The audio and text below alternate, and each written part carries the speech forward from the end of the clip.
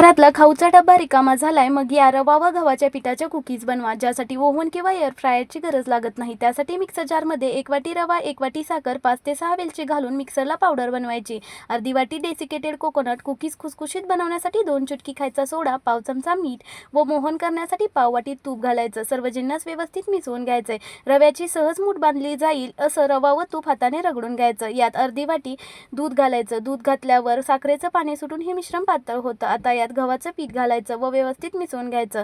मी इथं 1.5 वाटी गव्हाचं पीठ वापरलं आहे. 30 मिनिटांसाठी हे पीठ रेस्टवर ठेवायचं. 30 मिनिटांनंतर रवा भिजल्याने पीठ चांगलं घट्ट झालं आहे व चिकटपणाही कमी झाला आहे. एकदम जाळीदार टेक्स्चर आला आहे. पिठातून चमच्याने थोडा पोर्शन घेऊन हातावर गोलाकार द्यायचा. सर्व कुकीज एकदम बनवून घ्यायच्या.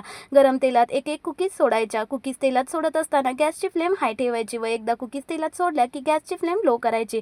अलटत पलटत मस्त खरपूस कुकीज तळून काढायच्या. कुकीज तळण्यासाठी 6 ते 7 मिनिट लागू शकतात. या कुकीज अजिबात तेलकट होत नाहीत. वरून क्रिस्पी, आतून सॉफ्ट, एकदम खुसखुशीत तयार